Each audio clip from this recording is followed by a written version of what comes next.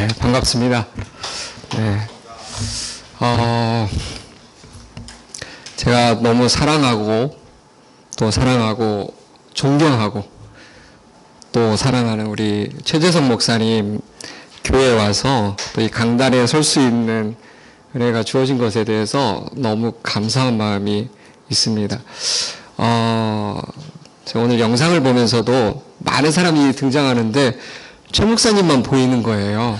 계속 최 목사님만, 표정도 그렇고 이렇게 제스처도 그렇고 말하는 게 뚜렷이 들린 건 아니지만 모든 것들이 제 마음속에 팍팍 파고드는 거 보니까 내가 여전히 사랑하고 있구나, 그런 생각이 들더라고요. 우리가 보통 이렇게 사진 찍으면 자기가 어떻게 나왔는지 제일 먼저 보잖아요. 또 자기 아들이 이렇게 학교에 발표회 가면 아시는 대로 자기 아들만 보이는 것처럼. 근데 우리 목사님이 계속 보이는 게 제 마음속에 오랜 시간 기도의 결과이기도 하고 또 사랑의 결과가 아닌가, 그런 생각을 하게 되었습니다. 무엇보다도 대학 시절에, 이 학부 시절에 우리 귀한 목사님과 교제하면서 또 가끔 우리 목사님 댁에 방문도 했었거든요. 그래서 우리 최승열 목사님이나 사모님 또 동생 가족들이랑 좋은 교제를 나눴었는데 또 이 교회에서 다시 재회하게 돼서 얼마나 감사한지 모르겠습니다. 제가 보니까요, 우리 목사님 지금 제가 한 2주, 3주 나왔는데 10수년이 지났지만 변함이 없어요. 정말 변함이 없어요. 보면서 저는 많이 변했거든요. 변했다라기보다는 조금 변질됐어요, 사실은. 왜냐하면은 계속 조금 큰 교회, 좀 대형 교회만 있었거든요. 그래서 세문안 교회도 있었고, 그리고 온누리 교회에서 또 11년 이상을 있었는데, 생각해보니까 제가 좋은 쪽으로 변했다라기보다는 좀 변질된 부분이 있다라는 개인적 고백이 있고 또 회개도 많이 되었습니다. 그런데 우리 목사님을 보니까 변함이 없는 거예요. 10수년이 지났는데, 벌써 92년도에 만났는데 꽤 오랜 세월이 지났잖아요. 변함이 없어요. 특별히 우리 오늘 대표기도 하실 때 우리 목사님의 그 우렁찬 아멘 소리는 제가 대학 시절 들었던 그대로예요. 그 스피릿 자체가 좀 과한 느낌이 있다, 그런 생각도 들면서, 그런데 그런 마음을 갖는 제 자체가 변질됐다라는 생각이 드는 거예요. 여러분, 우리 좋은 목사님을 또 귀한 리더십으로 모시고 또 교회가 이제 점차 성장하고 부흥해 나갈 터인데 우리 목사님 많이 사랑해 주시기 바랍니다. 물론 연소하죠. 어떻게 연륜을 이렇게 나이를 뛰어넘을 수 있겠습니까? 하지만 무엇보다도 성령의 음성을 좇고 늘 그분의 리더십을 따라가려고 하기 때문에 여러분이 순종할 때 여러분의 가정, 또 여러분의 하시고자 하는 모든 일들이 또 우리 귀한 교회를 통해서 또 목사님을 통해서 하나님의 복이 흘러나갈 줄로 저는 믿습니다. 많이 사랑해 주셨으면 좋겠습니다. 어쩌면 제 설교를 이걸로 딱 끝내도 좋을 것 같은데. 네. 이제 잠깐 한 번 더 기도하고 오늘 말씀 나누도록 하겠습니다. 주님 감사합니다. 주님의 임재 가운데서, 주님의 사랑 가운데서 우리는 우리의 인생을 걸어갑니다. 주님을 리더로 선택한 것에 대한 후회가 없는 인생. 오늘도 우리 안에 세상이 줄 수 없는 평화, 침착함, 용기, 이 예배 가운데, 말씀 가운데, 기도 가운데 우리에게 허락하여 주시옵소서. 예수님의 이름으로 기도했습니다. 아멘. 네, 오늘 말씀 보니까요, 놀라운 게 주보에도 돼 있더라고요. 주보 겉면을 보셨어요? 겉표지에 보면은. 예, 우연의 일치인지 아니면은 의도적인 건지는 모르겠는데, 여호와는 나의 목자시니 내가 부족함이 없으리로다, 이 말씀이 새겨져 있습니다. 여러분 거의 다 암송하셨죠? 네, 한 번만 이제 목사님 통해서는 우리 성경을 보면서 그냥 눈으로 읽었는데 개인적 고백인 것처럼 마음을 담아가지고 한번 우리가 암송을 한번 해보겠습니다. 시작. 여호와는 나의 목자시니 내가 부족함이 없으리로다. 아멘. 저는 시편 23편 정말 좋아합니다. 저는 아직 젊긴 한데요. 인생에 조금 더 수년이 지난 후에는 꼭 하고 싶은 사역 중에 하나가 병원 사역이에요. 특별히 이렇게 아프신 분들, 또 치열하게 살아온 삶을 또 이제 하나님이 허락하신 인생을 다 한 후에 이제 마무리해야 되는 사람들, 그런 사람들에 대한 특별한 마음이 있어요. 그래서 저는 오늘의 교회에 있을 때도 임종이 가까운 사람들은 거의 매일 찾아갔어요. 거의 매일. 보통 뭐 임종 예배 드리고 또 한두 번 더 찾아가고 그러는데 저는 정말 매일 갔습니다. 우리 아이가 하나 있는데, 둘째가 있는데, 저 끝에 있는데, 저 아이가 어느 날 그러더라고요, 저한테. 아빠, 왜 매일 가야 돼요, 병원을? 근데 하나님이 그렇게 아빠에게 그런 마음을 주시니까. 그래서 저는 성도들이 있을 때는 안 가요. 가족들이 있을 때는. 왜냐면, 가족들이 있을 때 가면은요, 소신있게 목사가 말을 못해요. 정말 하나님의 음성을 그대로 이렇게 원색적으로 전하기가 참 어려워요. 또 하나님의 음성이 아무리 명확하다 할지라도 육신인 저희 인간의 몸을 통과하는 이상 사실 약간 왜곡이 되거든요. 그 왜곡되는 과정에서 사실은 그 환자나 환자 가족이 원하는 메시지를 할 때가 있어요. 마음에는 없는 위로를 할 때가 있죠. 그래서 저는 언제 가냐면 주로 11시쯤 갑니다. 밤 11시쯤. 아무도 없거나 잘 때. 조용히 가서 1시간 정도 있다 오거든요. 그냥 옆에 있는 거예요. 제가 할 수 있는 건 옆에 있어 주는 거죠. 하나님께서 이 분을 향한 하나님의 목적이 무엇이었을까? 잘은 모르죠. 그러나 있을 때, 그 자리에 갔을 때, 그 병상 옆에 1시간 정도 있을 때 하나님이 주시는 음성이 굉장히 많습니다. 그리고 한 일주일 이상 하면은요, 너무 일관돼요. 너무 명확하고. 저는 이제 그거를 다 묵상한 다음에 장례 예배 때 제가 그걸 가지고 얘기를 해주죠. 그런데 왜 제가 이 설교 전에 이 말씀을 드리냐면, 제가 모든 임종하는 환자들에게 항상 매일 만났을 때, 중간에 헤어질 때 귀에다가 귓속말로 전해준 말씀이 바로 이 시편 23편이에요. 심지어 마지막 숨이 다하는 그 시간에도 제 품에서 돌아가신 분들이 참 많아요. 목사님 한 번만 안아주세요. 여러분들 이렇게 임종을 지켜본 분들이, 그리고 또 우리 최 목사님도 있으시고 목사님도 있으시겠지만 저는 생각보다 많아요. 교회가 좀 커서 그랬는지 굉장히 많은 사람이 임종을 제 품에서 이렇게 경험을 해봤어요. 근데 어렵거든요. 아무리 믿음이 좋아도, 아무리 뭐 신앙의 연수가 대단하고, 심지어 뭐 교회에서 영적인 타이틀이 대단해도 마지막 임종은 그리 아름답지 않습니다. 아름다운 분들도 있어요. 저는 굉장히 럭키한 케이스고, 대부분은 우리의 그 몸에서 마지막 숨이 빠져나갈 때 그 모습은요, 지켜보기 힘든 모습이에요. 제 손을 움켜쥐고, 제 팔을 움켜쥐고, 저를 막 이렇게 노려보듯이 굉장히 힘들거든요. 그때마다 제가 어김없이 그분에게 읽어준 말씀이 바로 시편 23편이죠.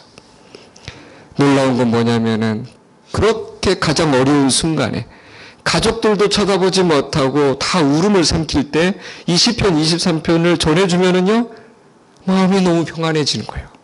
그렇게 제 막 손톱으로 제 손바닥을 파고들 것 같은 그 악력을 가지고 마지막까지 힘을 주는 사람도 시편 23편을 들려줄 때 조용해지는 거예요.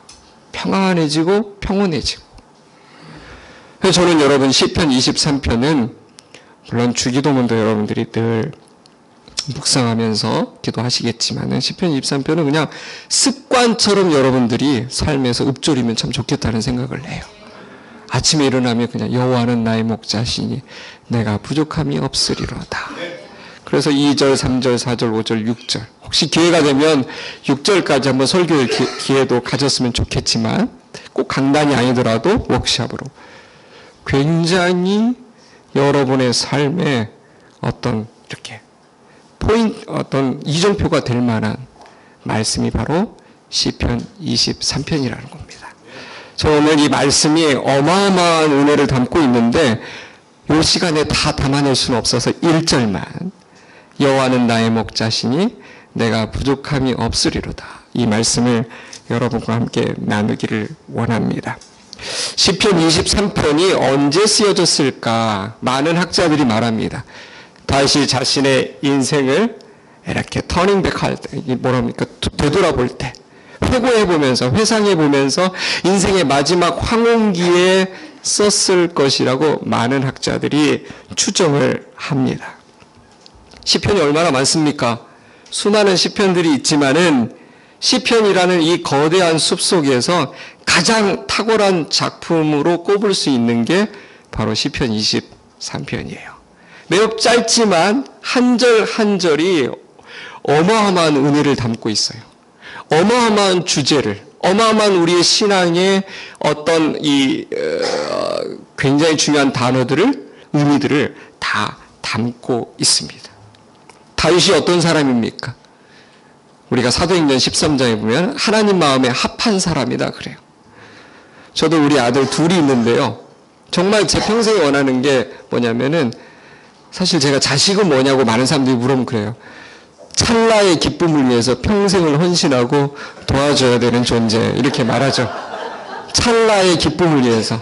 정말 어떤 때는 막 그냥 이렇게 버리고 싶고 좀 딴 집에 갔으면 좋겠고, 막 또 어떤 때는 이렇게 막 좀 과하지만 이담 옆차기로 한번 때려주고 싶고, 막 아들 둘이어서 그런지 모르지만, 근데 순간의 기쁨이 있어요. 근데 찰나예요. 나머지는 뭐 다 저를 이용하려고 하고, 뭐 그냥 무조건 뭐 아빠 하면은 좋아서 부르는 게 아니라 결핍에 의한 부르짖음. 내가 뭐가 필요한데 뭐 도와줄 수 있냐, 그런 건데, 제 마음에 원하는 건 제가 하나님 앞에 가졌던 그 마음이 우리 아이들에게도 있었으면 좋겠다는 마음. 우리 둘째도 참 성숙한데 우리 첫째도 어제도 그러더라고요. 아빠가 이 길 걸어오면서 정말 하나님이 안 믿어지고 하나님이 없는 것 같다라고 생각한 때는 없었어요, 그러더라고요. 많아요. 굉장히 많아요. 충격받으실지 모르지만 저 진짜 하나님이 없는 것 같은 느낌을 받을 때가 참 많아요. 왜냐하면 공평하지 않거든요. 세상이 너무 unfair해요. 너무 불공평해요. 구조 자체의 구조적인 악이 너무 많아요. 백화점만 하더라도, 호텔만 하더라도 들어갈 수 있는 사람과 들어갈 수 없는 사람을 명확히 구분해 놨어요. 거기 가고 싶은데 못 가요. VVVIP만 갈 수 있는 길이 있더라고요. 문고리를 만질 수도 있고, 그런 게 예전엔 잘 몰랐는데 오늘리교에 있으면서 그런 걸 많이 경험했어요. 심지어 어떤 아파트는요, 여러분들이 믿으실지 모르지만 신방을 가는데요, 몇 번 제가 하다가 집에 돌아가고 싶은 마음이 생길 때가 많아요. 지하 6층을 내려가라. 지하 6층에서 신분증 검사를 합니다. 지하 6층에서 1층까지 올라오는 아파트 엘리베이터, 전용 엘리베이터가 있는데요. 그것도 탭을 줘요. 카드를 대면은요, 카드가 있어야만 딱 1층까지 가요. 근데 어떤 아파트는요, 라인마다, 그러니까 이렇게 있죠. 202로, 302호, 300. 그러면 1라인, 그럼 201, 301, 400, 그 라인만 올라가는 아파트가 따로, 이게 엘리베이터가 따로 있어요. 그런데 또 가서 신분증도 내고 쓰고 다 한 다음에 또 뭐 카드를 하나 줍니다. 그 카드를 딱 하면은요, 그 엘리베이터 전용 엘리베이터만 가야 되고, 그 다음에 그 엘리베이터에서 그걸 딱 대면은 고층에만 딱 서요. 다른 층에 서면은 경보가 울립니다. 제가 예를 들면 한 번 제가 모르고 옆에 사람이 내리길래 제가 내렸어요. 그랬더니 이렇게 CCTV가 봤는지 저에 대해서 얼럿을 딱 주는 거예요. 깜짝 놀랐어요. 너무너무 이렇게 막 좀 정말 힘들게 하는 그런 곳들이 되게 많더라고요. 그래서 막 신방하다가 돌아가고 싶은 때가 꽤 있었어요. 사람들이 그렇게 이렇게 자기의 치안을 굉장히 중요하고 자기가 사는 지역에 누군가가 침입하는 걸 굉장히 싫어하고, 그걸 또 이렇게 자본주의 사회다 보니까 돈으로 대우받고 보호해주고 그런 제도를 계속 가능케 하고, 그래서 이렇게 우리가 아는 대로 빈익빈 부익부의 양극화 현상이 계속해서 되는 거예요. 저는 그런 거 볼 때마다 목사로 10수년 살아왔지만은 정말 하나님이 뭘 하시나 할 때가 있어요.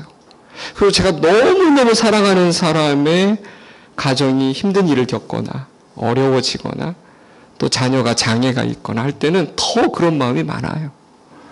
그래서 제가 이런 마음을 우리 큰아이한테 토로했더니 아빠도 그렇구나 그러더라고요. 그러니까 좀 아빠가 더 신뢰가 된다고 그래요. 저는 엄밀히 말하면 제 믿음은요 51%라고 생각이 돼요. 의심은 49%. 하나님이 은혜를 주셔가지고 1%가 더 많아서 믿음이 의심을 압도하면서 계속 이 삶을 유지하고 있는 거죠. 때로는요 의심이 51%가 될 때가 있어요. 많은 사람들은 99%의 믿음과 1%의 의심이라고 하는데 저는 그렇게 생각하지 않습니다. 51%의 믿음과 의심의 49%가 그렇게 이게 좀 막 실족할 것 같은데 또 하나님이 함께 하신다는 믿음을 주시면서 가는 거예요. 우리 인생이 그런 거거든요. 다윗도 사실은요 멋지게 살아왔지만은 자신의 인생에 하나님을 의심할 만한 일들이 굉장히 많았습니다. 그런 인생의 이 황혼기에 자신의 인생을 돌아보면서 쓴 시가 바로 시편 23편이라는 거예요. 전체 이 시편 23편의 전체의 주제가 이 1절에 다 담겨 있습니다. 여호와는 나의 목자시니 내가 부족함이 없으리로다. 현대인들의 가장 큰 문제 중에 하나가 무엇이라고 생각합니까? 욕심입니다. 욕심. 사람이 자신이 불행하다고 느끼는 이유는요, 자기가 계속 뭔가가 부족하다고 느끼기 때문이에요.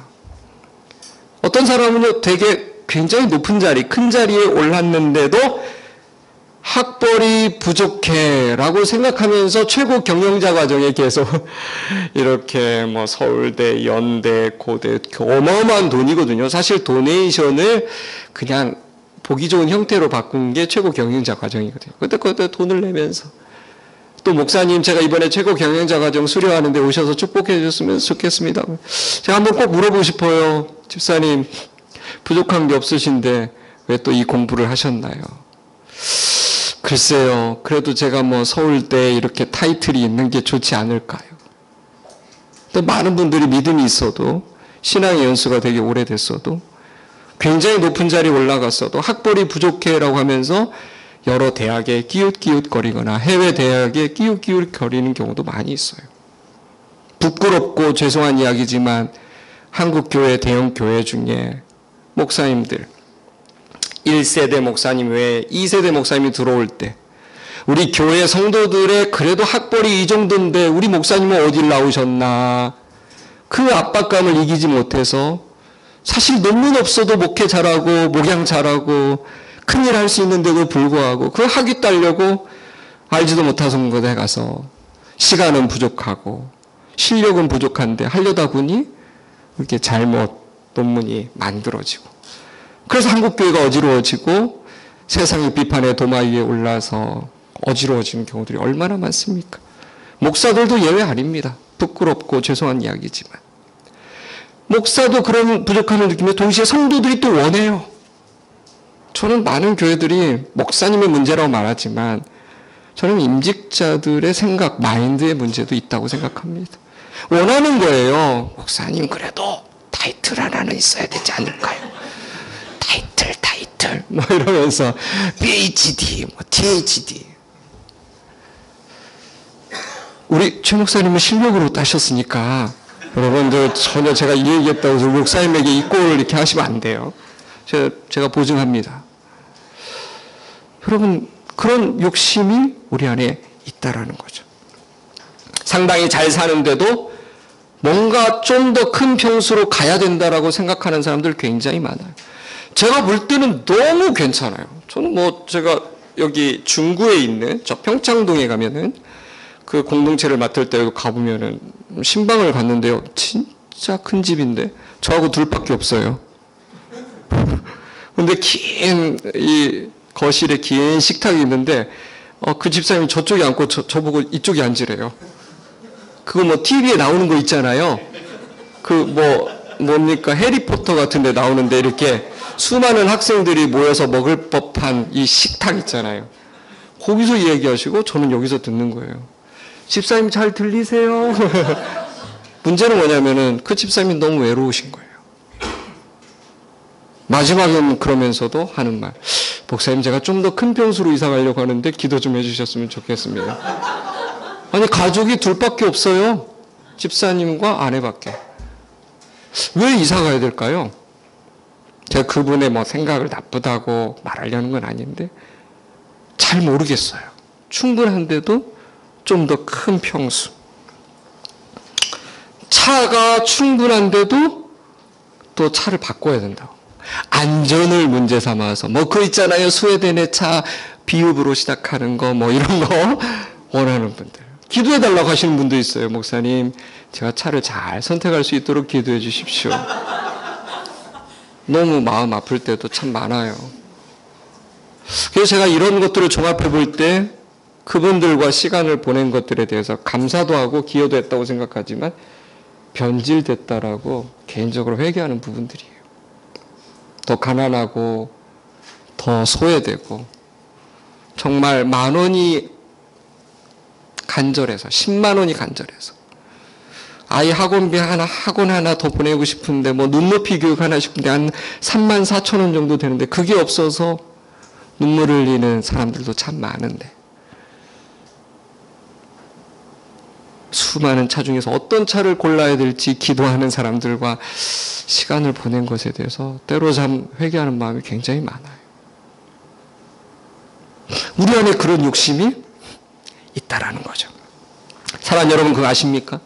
우리가 매일 세 끼를 먹을 수 있고 또 집 있고 차가 있으면은요 우리가 인류 역사 속에서 20% 이내에 드는 사람들이에요. 80%는요 세 끼 못 먹어요. 그래서 우리의 밑에 80%를 우리를 보지를 못한다는 거죠. 여러분 인류가 하루에 세 끼 먹게 된 거 얼마 안 된 이야기입니다. 한국도 마찬가지예요. 20, 30년만 해도 2끼 먹으면 꽤 괜찮은 집이었어요. 수북해가지고 이렇게 막 싸가지고 한 번 먹으면 언제 먹을지 모르니까 저 아주 시골에서 살았는데 그런 분들 많았어요. 교회 오실 때 말 타고 오시는 분도 있었어요. 믿어지지 않으시죠? 근데 제 나이가 50이거든요. 그런데 그런 분들이 있으셨어요. 말 타고 쌀 가만히 얹어서 팔러 다니는 집사님들도 굉장히 많으셨어요. 우리가 굉장히 잘 살고 있다는 걸 여러분 생각해야 돼요. 100만 원짜리 핸드폰 2년마다 바꿀 수 있는 나라는 한국밖에 없습니다. 없어요. 그러면서도 가난하다라고. 그러면서도 내가 뭔가 부족하고 루저로 산다라고 말하는 분들 되게 많아요. 2년쯤 뒤떨어지면 어때요? 우리는 항상 20% 이내에 드는 사람들인데 그 욕심 때문에 우리가 힘들어진다는 거죠. 하나님은 어떤 분이십니까? 우리의 필요를 채워주시는 분이죠. 사탄은요, 우리의 욕심을 부추기는 존재예요. 그래서 내가 자꾸 뭔가 부족하다고 느낀다는 것은 누가 여러분을 영어로 하면 에그온한다고 하죠. 이렇게 푸시하는 거예요? 부추기는 거예요? 여러분의 욕심을 부추기는 사탄이 딱 붙어 있기 때문에 뭔가 자꾸 부족하다고 느낀다라는 거죠. 이 문제를 해결하지 못하면 우리의 영성은요, 건강하게 자랄 수가 없어요. 제가 단언하는 것, 단정지어서 말하는 것 조심스럽고 위험한 일이지만 제가 분명히 말씀드립니다. 여러분의 영성은 이것과 연관이 있어요. 이 문제를 해결하지 못하면 아무리 뭐 십수년이 지나고 이 교회에서 타이틀을 얻는다 할지라도요, 여러분의 영성이 건강하게 자랄 수가 없습니다. 성숙했다라고 말하기는 매우 힘들어요. 누가 여러분을 체크하지는 않겠지만 그냥 부족하다고 느끼는 게 우리 어렸을 때 배운 것처럼 리트머스지라고 느끼면 돼요. 이렇게 시험지 있잖아요. 난 자꾸 뭔가 부족하다고 느낀다면 사탄이 딱 붙어서 계속 부추기고 있는 거예요. 그래서 딱 말하죠. Don't egg me on. 나 자꾸 부추기지 마. 사실 이렇게 딱 끊을 수 있는 그게 바로 사실은 영성이에요. 아무리 풍족해도 이 불만족의 영에 딱 사로잡혀서 사는 것이 인간의 죄된 본성이죠. 그래서 우리가 구원받았다고 한다면 이것으로부터 노임받는 걸 말하는 거예요. 구원받았다라는 게 여러분 천국 가서 영원히 그런 거예요.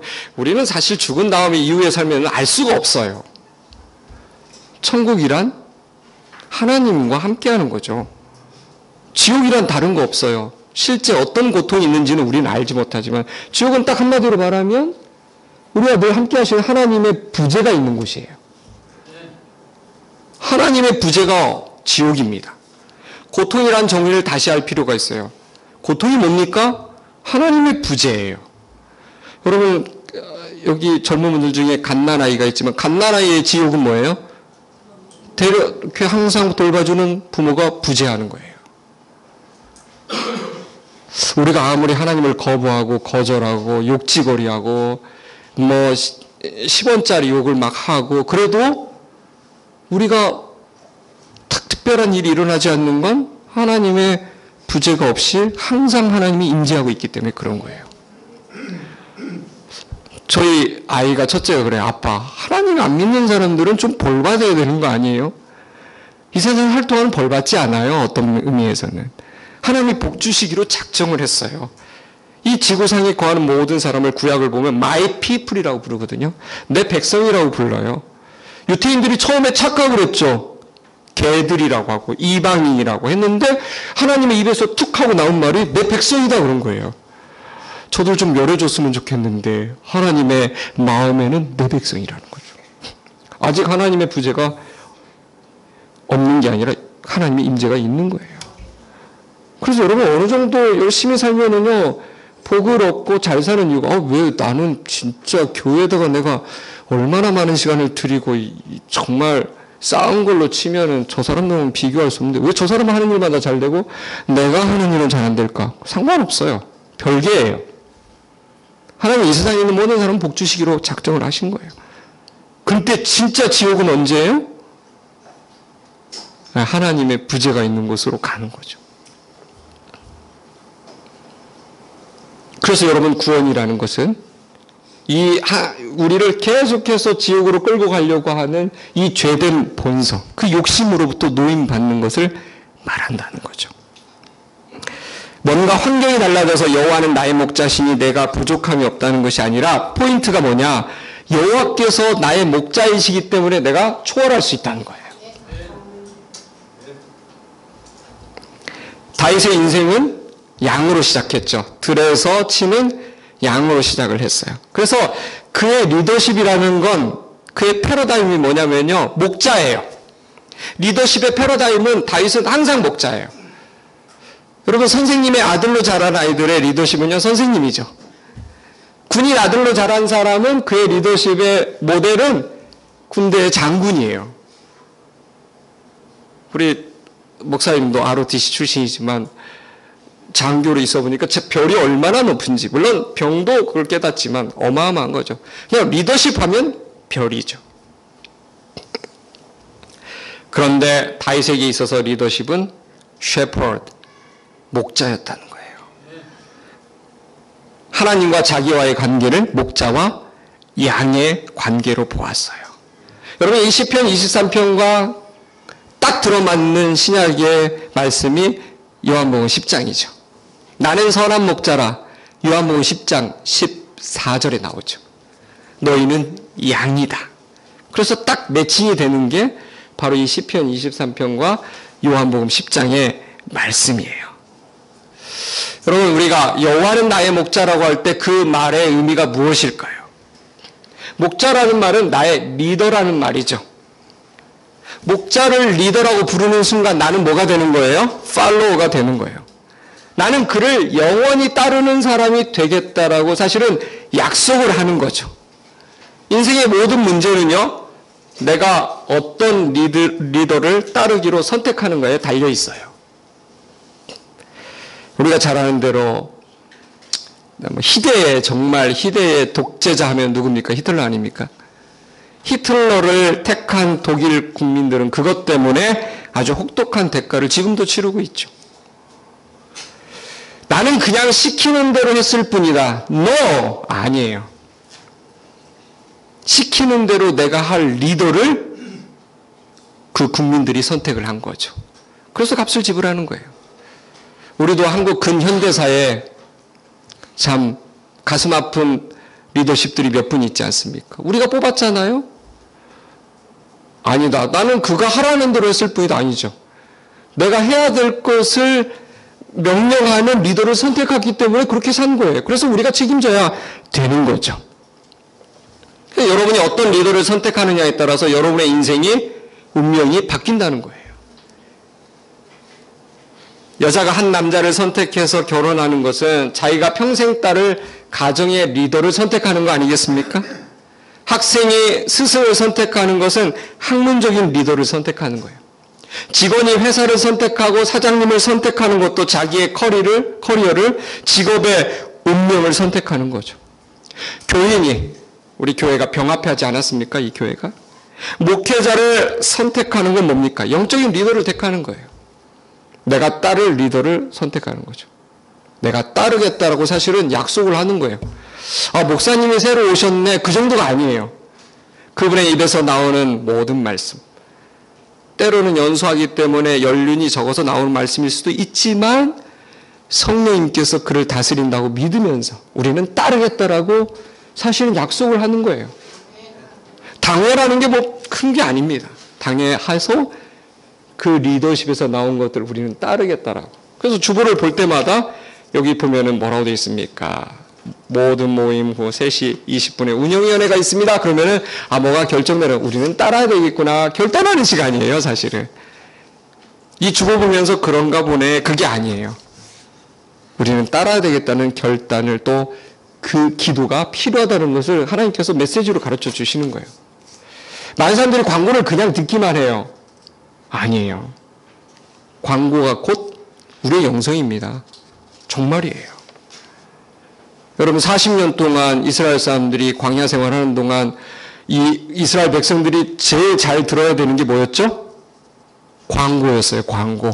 매일매일 광고. 광고 듣고 간 거예요. 예, 천막 소식 해가지고 이제 이렇게 하고 그거 안 들으면 이제 큰일 나는 거죠. 이상한 일이 벌어지는 거예요. 여러분 그래서 우리가 어떤 것을 따른다라고 할 때는 사람일 수도 있고 일일 수도 있습니다. 어떤 사람은요 돈을 자신의 인생의 리더로 생각합니다. 돈을 벌기 위해서는 뭐든지 한다. 그건 내가 돈의 노예라는 거예요. 어떤 사람은 권력을 리더로 삼습니다. 어떤 사람은 인기를 자신의 리더로 선택하는 거예요. 어떤 분들은 자기들의 팬을 자기의 리더로 선택을 하죠. 살려고 잘 해보려고 그 리더를 선택하는데 오히려 그것 때문에 인생의 전체를 파멸로 몰고 가는 경우도 있다라는 거죠. 히틀러 때문에 수많은 크리스찬 독일 청년들이 전장에서 아까운 목숨들이 푸른 청춘들이 사라져가지 않았습니까? 여호와라는 말을 빼고 여러분이 거기다 넣는 단어가 다 여러분의 인생의 리더예요. 여호와는 나의 목자시니 내가 부족함이 없으리라. 돈이 나의 목자시니 나는 부족함이 없으리라. 여러분의 마음속에 항상 생각하는 것이 목자예요. 그것이 여러분의 인생을 좌우하게 된다라는 거죠. 그런데 다윗은요 여호와가 나의 목자라고 그랬어요. 내가 그분의 리더십을 평생 순종하기로 한다는 것을 결단하고 순종하기로 마음을 먹은 거죠. 그렇게 살아왔어요. 여호와와 다윗과의 관계에서 여호와의 이름이 얼마나 많겠습니까? 그런데 자신의 인생을 돌아오면서 선택한 단어가 목자였다라는 거예요. 굉장히 중요합니다. 지금은 조금 그 리더십이 약간 죽긴 했지만 빌 하이벨스 목사님이 온누리교회 왔을 때 저희 리더십에 대한 이야기할 때 제가 들었던 것 중에 가장 기억에 남는 게 뭐였냐면은 하나님이 뭐라고 하시든지 나의 대답은 무조건 yes입니다. 질문이 무엇입니까? Whatever you say, the answer is yes. What is your question? 제가 아주 명확하게 기억해요. 하나님의 음성이라면 그건 분석할 게 아니라 내 대답은 무조건 yes라는 거예요. 하나님의 음성이냐 아니냐만 알면 돼요. 하나님의 음성이다 그러면 순종하는 거죠. 그런데요 우리는 하나님의 음성을 듣고 분석을 한다는 거죠. 이게 내 마음에 맞는 건지 내 상황에 맞는 건지 막 따져본다라는 거예요. 그래서 인생에 갈등이 많은 거예요. 하나님의 말씀이다 그러면 순종하기로 그냥 해버렸기 때문에 그렇게 하면 되는데 아니라고 말하는 거죠. 그래서 여러분이 하나님의 음성을 못 들었다라고 말하는 사람들이 있거든요. 그 말은 뭐냐면 내 마음에 맞는 음성을 아직 못 들었다는 얘기예요. 엄밀히 이야기하면 내가 원하는 음성을 못 들었다는 거죠. 그래서 그렇게 말해요. 하나님이 말씀하시지 않을까요? 여러분 요한복음 1장 1절이 어떻게 되죠? 태초에 말씀이 계시니라. 이 태초와 창세기의 태초는 차원이 다르죠. In the beginning이지만 영어로는 요한복음의 태초가 훨씬 더 빨라요. 말씀이. 말이 뭐예요? 말이. 말 계속. 말이라는 것은 볼 수 없는 것을 볼 수 있는 형태로 오감이라는 우리의 감각의 기능에 걸리도록 해주는 게 말이에요. 말 좀 해봐. 말 좀 가만히 있지 말고 말 좀 해봐. 도대체 네가 뭘 원하는지 모르겠어. 말 좀 해봐. 말을 해야 알 수 있죠. 하나님은 끊임없이, 예수님은 끊임없이 볼 수 없는 하나님을 우리를 향해서 보여주는 일을 하신다는 거죠. 계속 말씀하세요. 내가 못 듣는다는 건 뭐예요? 하나님의 음성이 없어서 못 듣는 걸까요? 물론 그럴 때도 있겠죠. 그런데 대부분은 내가 원하는 음성을 못 들어서 못 들었다라고 고집을 부리는 거예요. 여러분, 여호와는 나의 목자라고 딱 결단을 하고 그렇게 하기로 따라가기로 딱 여러분이 선택을 하면은요, 사실 쉬워져요. 모든 일들이 쉬워집니다. 그리고 내가 그렇게 하기로 할 때 성령이 정확히 도와주세요. 많은 사람들이 그래요. 성령의 음성에 순종한 삶을 어떻게 할까요? 성령님이 언제 나에게 역사하나요? 성령은 정확합니다. 하나님의 말씀에 딱 맞을 때만 들어오시는 분이에요. 여러분의 욕심에 그렇게 성령님이 흘리거나 대충 이렇게 해주거나 그런 건 없어요. 오해하지 마십시오. 성경에도 갈라디아서에 뭐라고 써요? 스스로 속이지 말라. 하나님은 만울이 여김을 받지 않으신다 그래요. 네 생각대로 그렇게 쉽게 재단하고 끌어내리고 그렇게 할 수 없는 분이라는 거죠. 여러분, 오늘날의 문제가 뭐예요? 하나님은 사랑이라는 거 느끼지만 하나님이 정확하게 무서운 분이라는 것을 여러분들이 무시하죠. 하나님을 사랑하긴 해요. 사랑의 하나님이라고 느끼긴 하는데 두려워하지는 않는다는 거죠. 그게 가장 큰 문제예요. 그러니까 수많은 일들이 벌어지고 있는 거죠. 우리가 여호와는 나의 목자라고 선택을 한 다음에 그 다음에 인생은 굉장히 쉬워집니다. 많은 사람들이 하나님과 싸운다는 거 아십니까? 하나님과 싸워요. 여호와는 나의 목자라고 해놓고 여호와께서 나의 삶을 다스리셔야 되는데 그래서 내 삶의 구석구석 월요일부터 주일까지 모든 시간과 영역에 주님이 들어와서 해야 되는데 주님과 싸워요. 내 욕심이 관절될 때까지 계속 하나님과 씨름하는 사람들이 많아요. 그 자체가 무모한 일이라는 거죠. 말은 잘합니다. 여호와는 나의 목자시다. 그래 놓고 사업 문제가 생기면은 기도 안 해보고 자기가 하고 싶은 대로 다 하죠. 어느 정도 밑그림을 그려놔요. 블루프린트를 딱 해놓고서는 끝부분, 주님, 국민은행 아니고 신한은행입니다. 신한은행, 신한. S자 들어가는 거 주님, 철자 정확히 확인하세요. 아니죠. 많은 사람들이요, 자기가 다 해놓고 나중에 수습할 때 하나님을 찾아요. 아니에요. 시작할 때부터 하나님께 기도하면 잘못돼도 하나님이 책임져 주십니다. 근데 시작을 자기가 다 해놓고 수습해달라고 할 때는 누가 책임져야 돼요? 내가 책임져야 되는 거예요. 하나님이 들어오실 수가 없게 해놨기 때문에. 여러분, 하나님도 인격적이신 분 아닙니까? 초대해야 들어오시죠. 다 망가졌는데 어떻게 들어가요? 만지고 싶어도 못 들어. 많은 사람들이 또 그런 말도 해요. 목사님, 저는 기도를 진짜 열심히 하는데 하나님의 음성이 막 안 들리고 그러는데 어떻게 해야 되나요? 제가 기도를 굉장히 많이 하거든요. 제가 말하죠. 성경을 읽어야 돼. 성경을 제가 못 읽었어요. 제가 말하죠. 하나님 말씀하고 싶은데 말씀이 있어야 네 안에 말을 하지. 이제는 기도보다는 좀 말씀을 좀 더 읽어보면 어떨까? 아, 그래요? 그것도 맞아야 돼요. 여러 가지. 하나님의 파트와 내 파트가 맞아야 돼요. 그럴 때 하나님의 음성이 들리게 되는 거죠. 저는 여러분이 여호와는 나의 목자라고 아까 진실되게 마음을 실어서 고백을 하셨는데 그것을 삶에서도 그대로 선포하고 행동에 옮기시는 여러분들이 됐으면 좋겠습니다. 하나님 목자고 양이 우리라는 말은요, 하나님이 이미 우리를 어떻게 다루시는지를 깨닫게 해줍니다. 왜 그럴까요? 목자는요, 굉장히 강하거든요. 양은 동물 중에서 가장 약한 존재예요. 제가 실제로 목동 출신의 목사님에게 들었는데 양처럼요 정말 세상에서 가장 모지랭이가 없대요. 정말 아무 능력이 없답니다. 아무 능력이. 오히려 마이너스 요소만 더 많이 가지고 있어요. 눈도 근시잖아요. 그래서 가까운 거, 그래서 고개를 쳐들고 가는 양이 별로 없어요. 그냥 앞에 엉덩이만 보고 가거든요.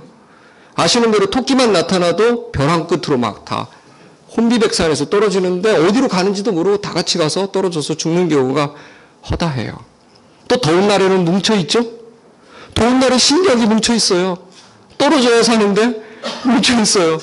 추운 날에는 또 탁 흩어져 있고, 그리고 조금만 바위가 있으면 그 바위 위를 올라가려고 막 서로 다툼을 막 하고 그래요. 결국은 이렇게 하다가 밀어가지고 뒤집어진 양이 있는데 그 뒤집어진 양이 또 못 일어나요. 다리가 짧아가지고 스스로 못 일어납니다. 양이 다리가 짧은 거 아시죠? 몸의 이 전체의 3분의 2 무게가 털이에요. 그러니까 뒤집어지면 자기 스스로 힘으로 못 일어납니다. 목자가 하는 일은 그런 양들이 있나 봐서 빨리 해요. 안 그러면 위에 가스가 차가지고 질식사로 죽어요.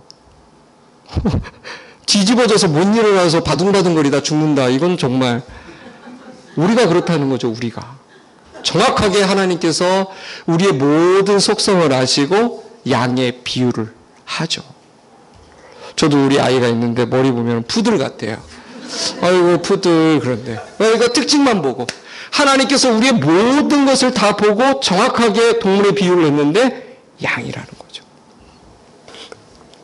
아무 방어 능력도 없어요. 여러분 양 죽을 때 보셨어요?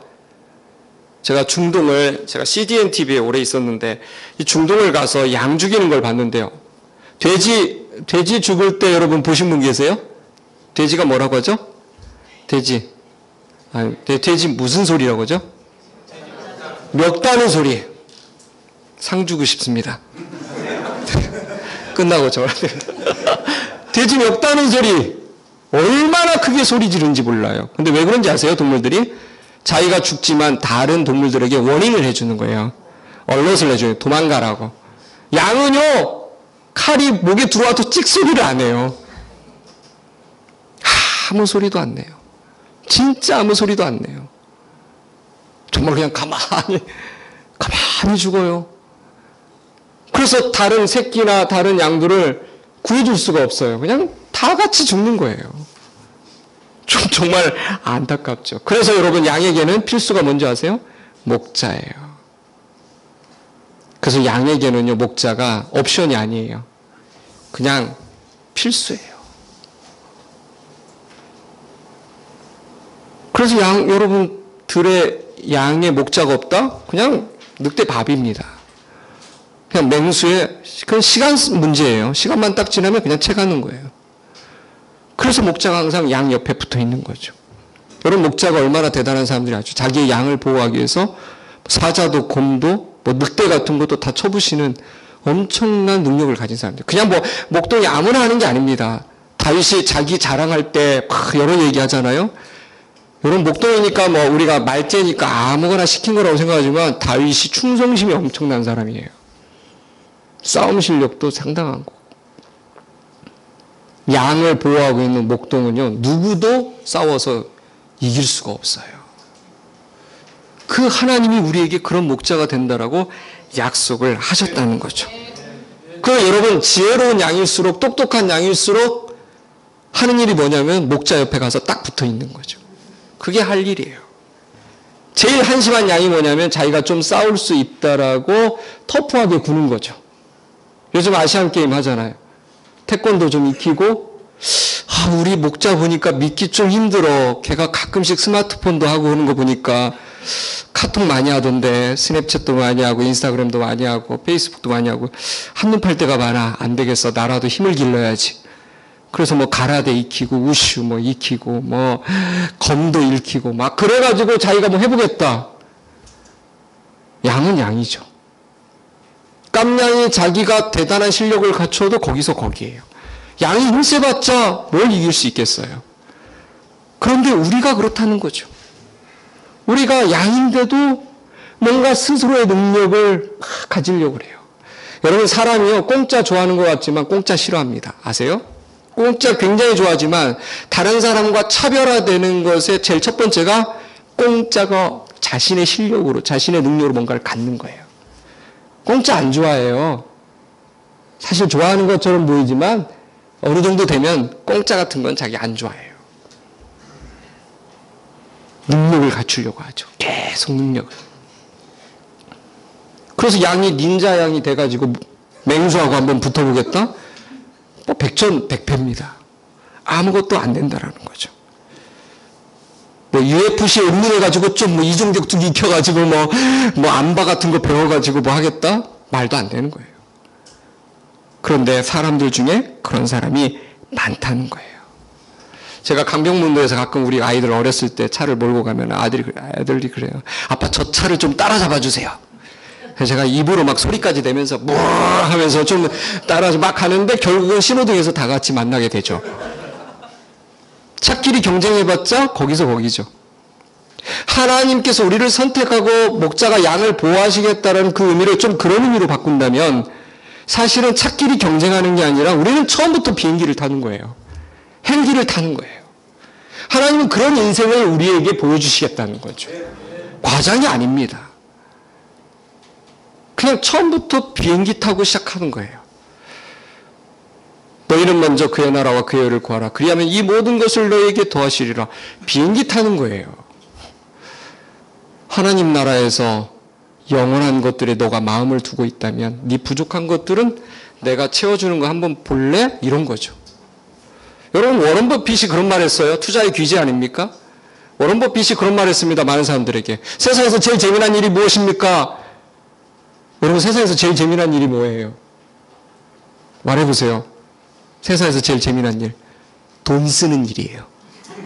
아닙니까? 우리 여성분들. 돈 쓰는 일이 제일 신나는 일이에요. 돈 쓰는 일 중에서 제일 신나는 일은요? 내 돈 안 쓰고 남의 돈 쓰는 거죠.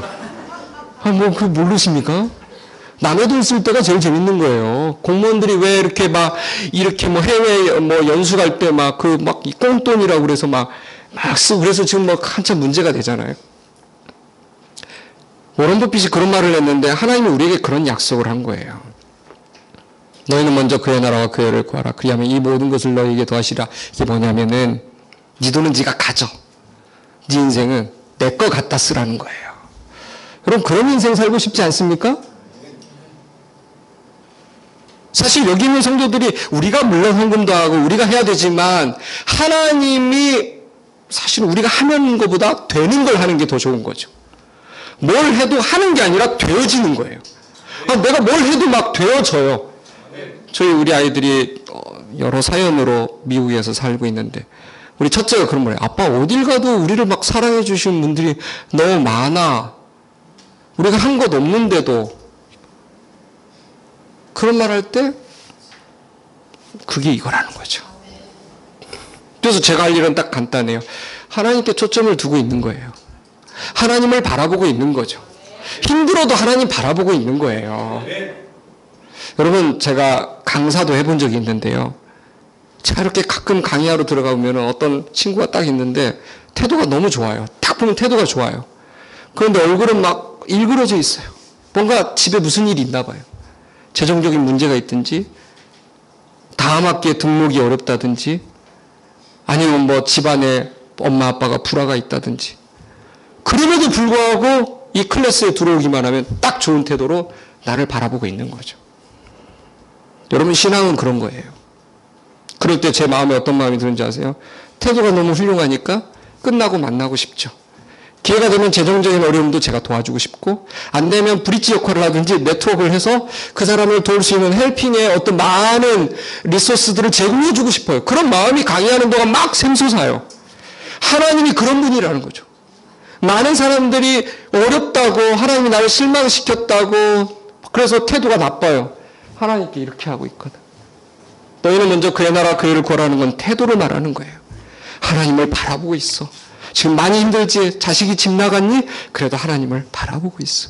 지금 여러 가지 부도가 날 만한 위기가 있고 채무관계 때문에 너무 힘들어? 그래도 하나님을 바라보고 있어. 신앙은요, 영어 단어로 말하면 애티튜드예요. 태도예요, 태도. 하나님에 대한 바른 태도. 그분은 나를 실망시키지 않아. 그분은 나를 위해서 존재하는 분이야. 내가 알 수 없는 경우의 수를 가지신 분이야. 내 수는 다 끝났지만 하나님의 수가 시작될 타이밍이야. 나 지금 너무 힘들지만 그래도 하나님 바라볼래 하는 게 너희는 먼저 그의 나라와 그의 의를 구하는 것. 많은 사람들은 헌금하고 교회 봉사하고 새벽기도 와서 출석을 하고 교사를 하고 그런 걸 마치 하나님의 일이라고 생각하는데 아닙니다.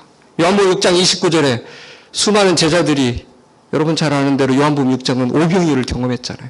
오병이어를 경험하고 와가지고 사람들이 어떻게 하면 주님 곁에 붙어 있을까 해서 주님 어떻게 하면 하나님의 일을 할 수 있습니까? 막 질문했을 때 주님이 뭐라고 합니까? 하나님을 믿는 것이 하나님의 일이다. 믿음이 뭐예요? 하나님에 대한 바른 태도예요. 여러분 옆 사람에게 말 못할 어려움이 있어도 하나님에 대한 바른 태도만은 포기하지 마십시오. 하나님을 바라보는 거예요. 한숨만 푹푹 나와도 바라보는 거예요. 여러분 한숨도 기도라는 거 아십니까?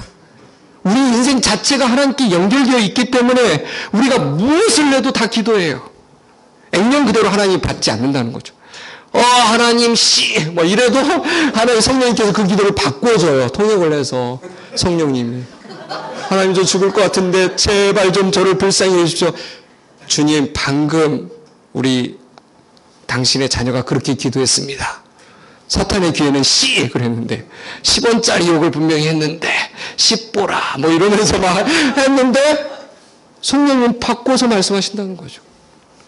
여러분 그러니까 욕이 마구마구 경험적으로 막 쌓여가지고 막 하나님에 대한 욕이 나와도 교회 와서 욕을 하세요. 괜찮아요. 교회 와서 욕을 하세요. 욕도 기도다.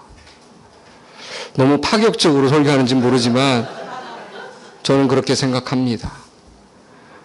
한숨도 기도예요. 절망도 기도입니다. 하나님을 향하고 있다면 모든 건 다 기도예요. 하나님이 채워주시려고. 그 바라보는 순간 모든 사실은 계획이 쫙 하고 나오는 거죠. 여러분의 플랜이 어그러졌어요? 끝났어요? 하나님의 플랜이 쫙 펴지는 시간이에요. 여러분 하나님이 언제 우리의 인생에 개입하느냐? 겸손할 때도 개입하지만 교만할 때도 개입해요. 교만해야만 하나님의 플랜이 오거든요. 그러니까 교만한 순간에도 어떻게 해야 돼요? 그냥 힘들어도 내가 요즘 잘 나가고 힘든데 주일날 아침에 쉬어야 되는데 무슨 예배야. 그래도 그냥 버티세요. 그래도 좋은 태도로 좀 버티세요.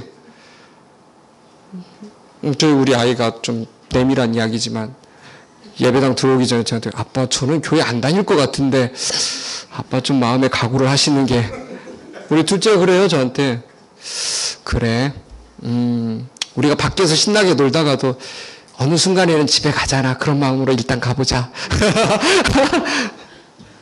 오는 거예요.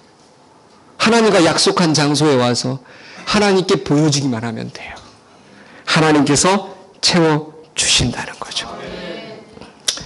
여러분 그래서 기도하면서 여러분이 두려워하는 어떤 대상이 턱 밑까지 차고 나를 엄습한다 할지라도 하나님 옆에 딱 바짝 붙어 있으려고 하는 그 태도만 있다면요, 여러분이 두려워하는 그것이 오히려 예배할 때 하나님을 바라볼 때 여러분을 두려워하는 일로 바뀌게 된다는 거죠. 여러분 우리가 잘 아는 다니엘 아시잖아요. 다니엘이 어딘가에 기도하는 것을 어떤 대신들이 보고서는 하나의 제도를 시스템을 하나 만들었어요. 법을. 그 법은 누구를 위한 법이에요? 다니엘을 위한 법이에요. 다니엘 한 사람. 거창하게 뭐 여러 가지 말을 했지만 다니엘 한 사람 막으려고. 그 말은 뭐냐면 사탄이 볼 때 다니엘 한 사람 때문에 사탄의 이 지옥의 문이 깨질 것 같은 두려움을 느끼는 거죠.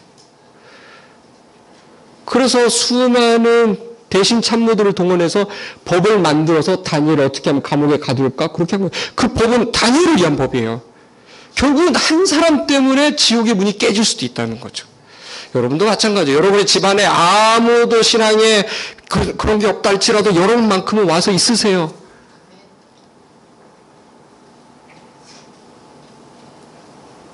여러분 사도행전에 나오잖아요. 너와 내 집이 구원을 얻으리라.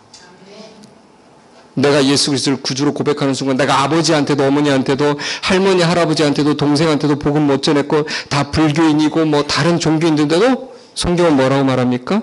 너와 내 집이 구원을 얻으리라. 구원의 펜스 속에 울타리 안에 하나님 한 번에 딱 가두신다는 거예요. 내가 하는 게 아니라 하나님이 촥. 언제 어떻게 변화될지 어떤 반전 드라마가 있을지는 그건 하나님의 파트예요. 여러분 기분 좋게 있으세요.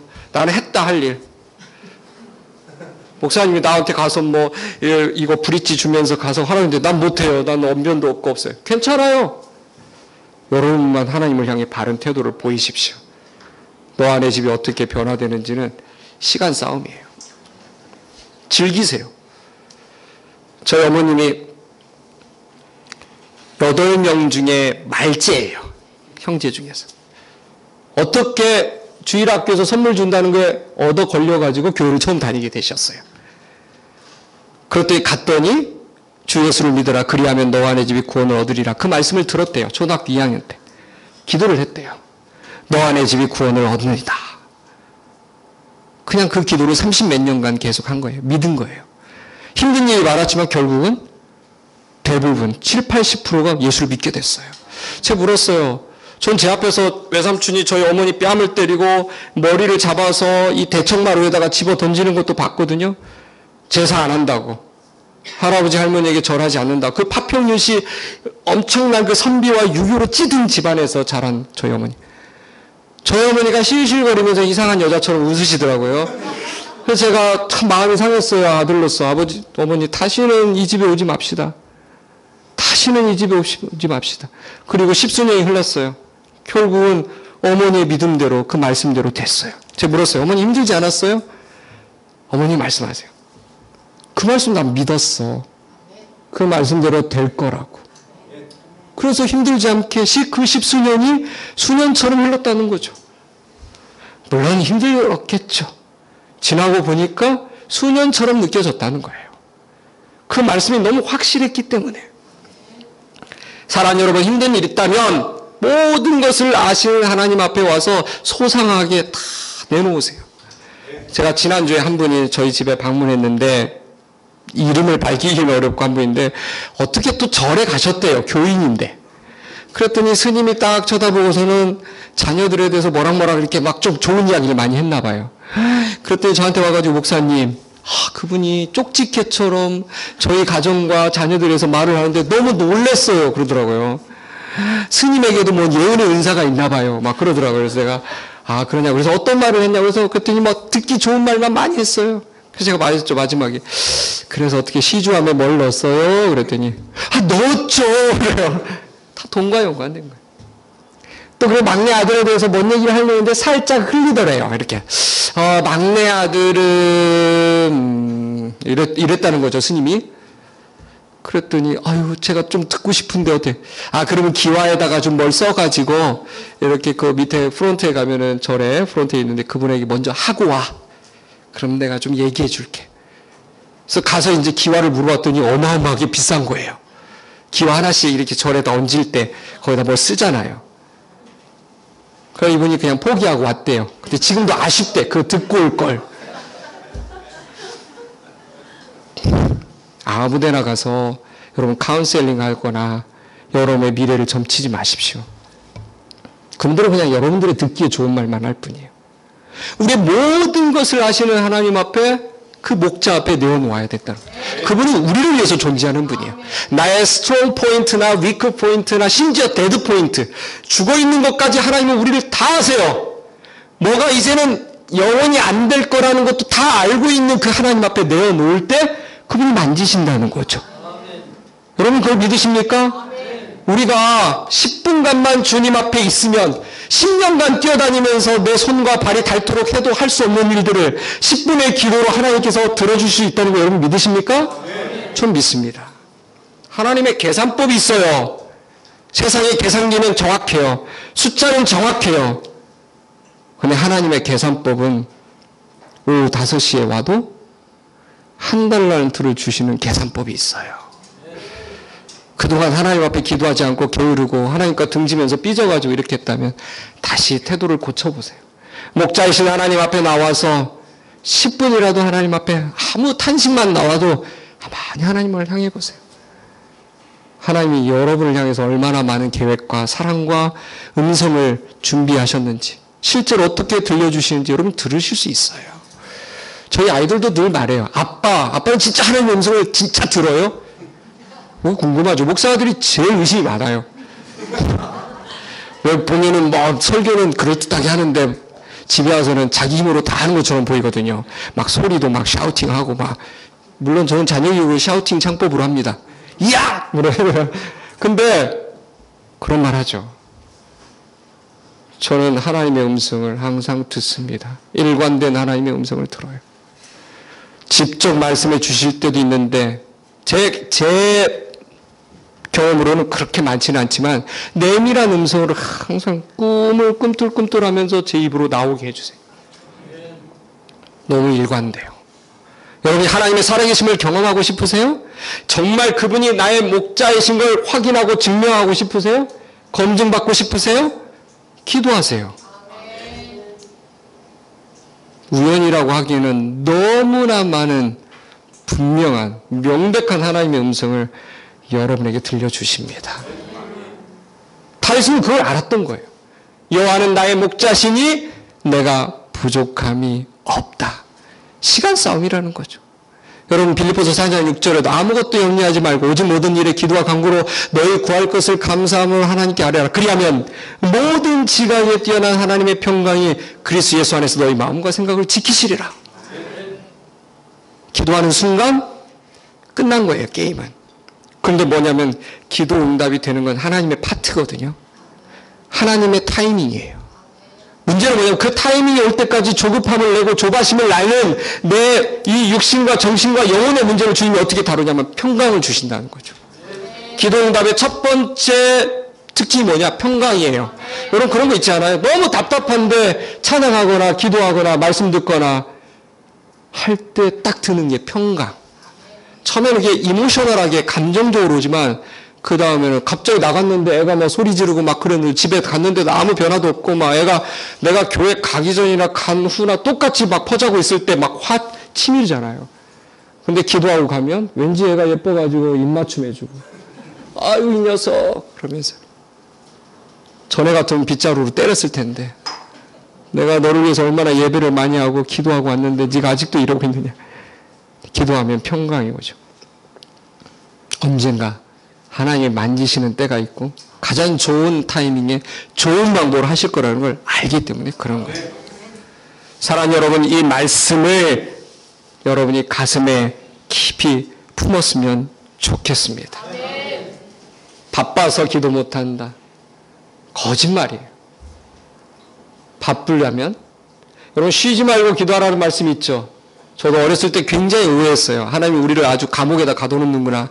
저희 아버님이 항상 그래요. 쉬지 말고 뭐 그 찬송 항상 기뻐하라.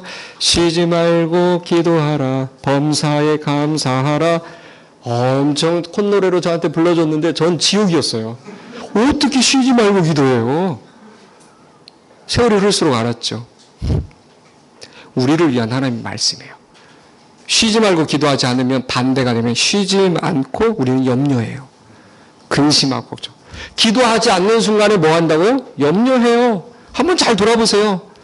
항상 지금 이 말씀을 들으면서도 오후의 약속, 오후에 내일 갚아야 될 돈, 만나야 될 업체, 뭐 적금, 뭐 이런 수많은 생각들이 다 염려죠. 그래서 기도하라는 거예요. 쉬지 말고 기도하라는 것은 우리를 향한 배려예요. 염려라는 그 늪에 갇히지 않도록 하기 위해서 기도를. 그래서 여러분 그냥 기도라는 게 하나님 아버지 굉장히 화려한 미사옥으로 하는 게 아니에요. 하나님 아시죠? 그게 기도예요. 하나님, 뭐가 생각난다 그러면 하나님 아시죠? 다시 돌아오는 거죠. 다시 빨리 오는 거예요. 그러한 삶이 우리에게 필요하다는 거죠. 여러분 여호와의 목자가 요한복음 10장에 보면 계속 음성을 들려주신다고 그랬거든요. 하나님의 음성을 듣기 위해서는 몇 가지 꼭 여러분들이 주의해야 될 부분이 있는데 첫 번째는 시끄러우면 안 들린다는 거죠. 시끄러운 사람에게 말하기 싫어요. 왜 그러냐? 자기 목소리가 센 거예요. 자기가 센 거예요. 여러분 하나님 앞에서는 센 척하지 마세요. 터프해, 정말 세상에 대해서는 터프하고 하나님 앞에서는 한없이 약한 척을 해야 돼요. 아무리 내 힘으로 잘 됐어도 하나님 제가 그동안 잘했는데 뭐 보태주실 만하면 보태주시고 뭐 기여할 만하면 기여도 해주시고 제가 하나님 이름 마지막에 뭐 할 때 기억하겠습니다. 그런 게 아니에요. 지금까지 잘 됐어도 하나님의 은혜입니다. 하나님 오늘도 제 힘으로 살아갈 것 같은 교만이 스물스물 살아 올라오는데 아닙니다. 주님이 하셔야 됩니다. 주님 긍휼히 여겨주십시오. 불쌍히 여겨주십시오. 제 인생 다 하시지 않습니까? 제가 이상한 사람 만나가지고 힘든 거 다 하시지 않습니까? 그럴 때 하나님이 만지신다는 거죠. 신기하게 교회에서 센 척하는 분들 많아요. 교회 진짜 리더십은 긍휼히 여겨달라고 불쌍히 여겨달라고 기도 많이 하는 사람이에요. 아무리 세상적으로 뛰어나도 교회에 들어오는 순간 I'm nothing. 저는 아무것도 아닙니다. 뭐가 모았답니까? 집사님 지금까지 해온 게 얼마나? 아니요. 어쩌면 운이 좋은 거죠. 운이라는 게 세상에서는 럭키지만 성경 속으로 들어오면 뭐예요? 그레이스예요. 은혜죠, 은혜. 계속해서 나에게 운이 좋은 건 뭐예요? 하나님의 은혜죠. 그래서 여러분 하나님 앞에서는 센 척하면 안 돼요. 그냥 한없이 약해져야 돼요. 주님 이래야 돼요. 그래야 주님이 예뻐하죠. 저도 우리 아이 둘이 있지만 저 부를 때 아빠! 이러면은 저도 탁 마음이 그냥 반발이 서요. 네가 뭘 말하든 나는 노다. 아니 정말 그래요. 근데 얘가 예쁘게 아빠 결핍의 부르짖음. 그래도 뭐야 당장 다 줄 것처럼. 안 그렇습니까? 찰나의 기쁨만 주는 존재지만 그래도 뭐든 다 줄 것처럼. 하나님은 그런 우리를 위해서 존재하는 거예요. 우리가 어떤 꼼수를 부리는지 다 아세요. 다 아십니다. 모를 것 같습니까? 다 알아요. 그러나 목소리라도 태도라도 그거 위선적인 거 아닙니까? 사람은 다 위선으로 시작하는 겁니다. 여러분 되게 깨끗한 척 하지 마세요. 어느 누구도 거룩 100%를 가지고 하나님 앞에 나아가는 사람은 없어요. 세상의 욕심과 거룩이 믹스되어 있어요. 혼합되어 있다고요. 이 혼합되어 있는 걸 필터링하는 분은 하나님이세요. 여러분이 아니에요. 여러분 스스로 못해요. 여러분이 어떤 욕심을 가지고 있고 어떤 교만을 가지고 있고 어떤 꼼수를 가지고 있는지 여러분 스스로도 몰라요. 우리는 항상 우리를 속이거든요. 누가 아신다고요? 하나님이 아세요. 필터링 해주시는 하나님, 책망하지 않고 나를 퓨리파이 해주시는 그 하나님 앞에 가는 거예요. 그럴 때 하나님께서 나도 모르게 변화되어가는 나를 보는 거죠. 우리는 고행하는 신앙이 아니에요. 되는 신앙이에요. 하나님 앞에 오면 하나님이 해주시는 거예요. 내가 하는 게 아니에요. 제가 말했잖아요. 워렌 버핏의 이야기. 네 돈 쓰지 마. 너 돈 내지 마. 내가 해줄게. 우리 주일학교 아이들 돈이 안 되는 아이들이잖아요. 헌금을 별로 안 하잖아요. 10년이 지나도 1,000원밖에 안 하잖아요. 그래도 우리가 퍼주는 이유가 뭐예요? 네. 하나님이 그렇게 느껴지도록 하기 위한 거예요. 그 빚을 주는 거죠. 생각해보니까 내가 대학교 때까지도 1,000원밖에 안 냈는데 교회는 나한테 뭐 나중에 봤더니 뭐 장학금도 줘요. 뭐 조금 대학 갔다고. 그 경험이요. 부메랑이 돼서 나중에 쫙 오는 거예요. 하나님은 give and give였구나. give and take의 하나님이 아니었구나. 라는 걸 알게 되는 거죠. 하나님이 그런 하나님이시라는 거예요.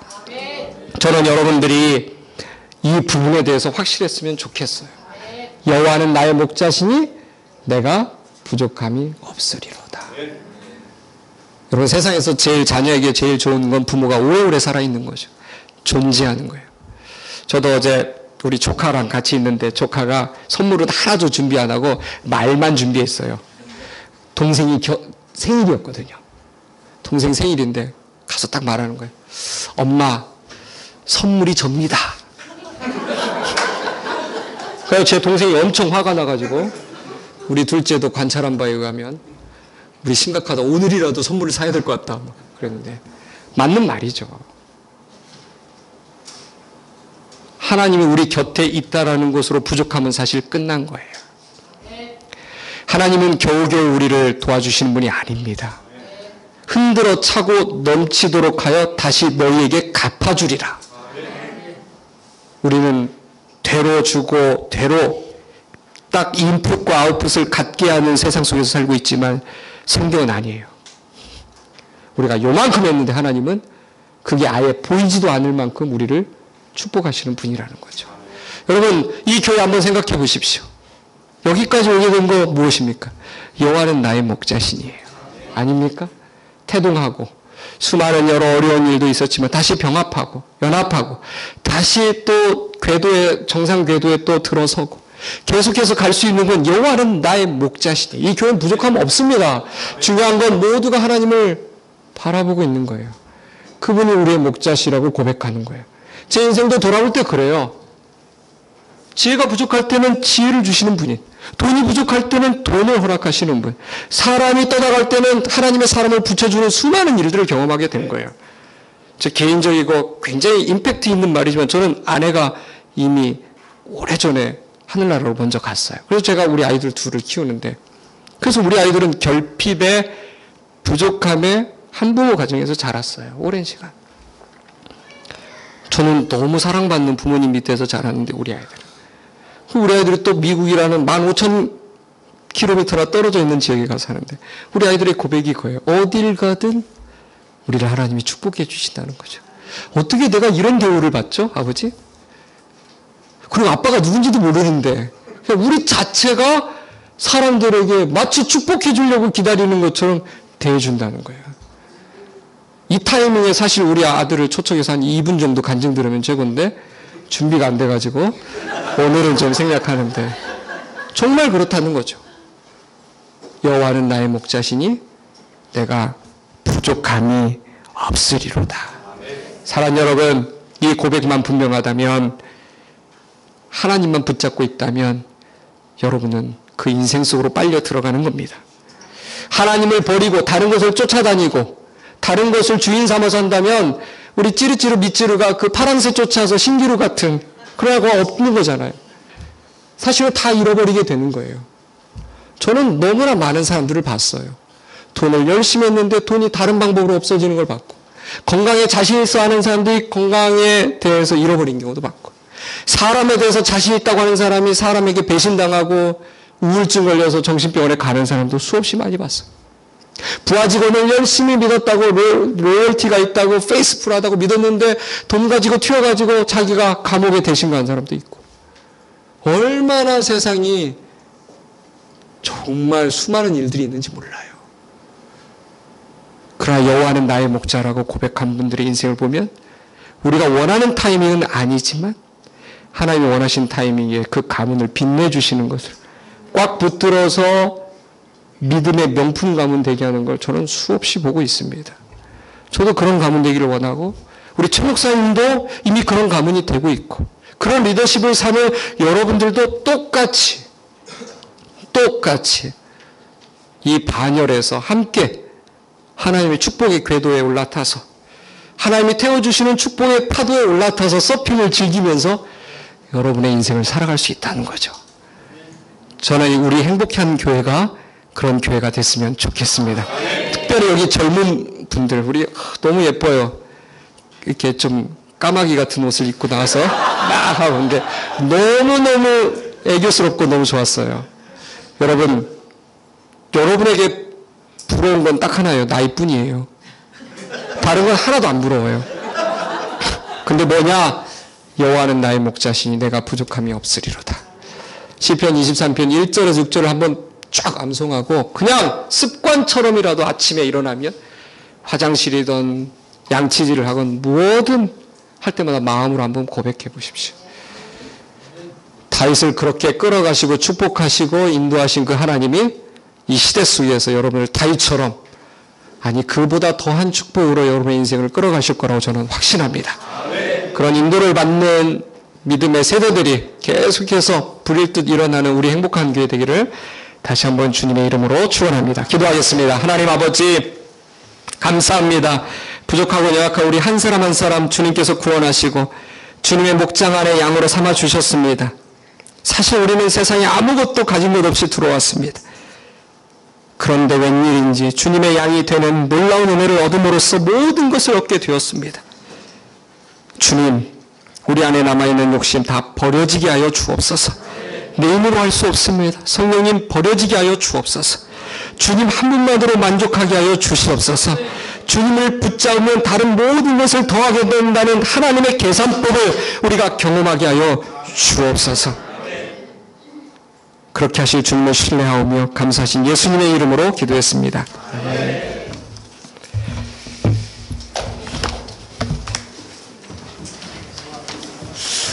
참으로 귀한 말씀 전해주시는 목사님께 격려의 박수, 감사의 박수.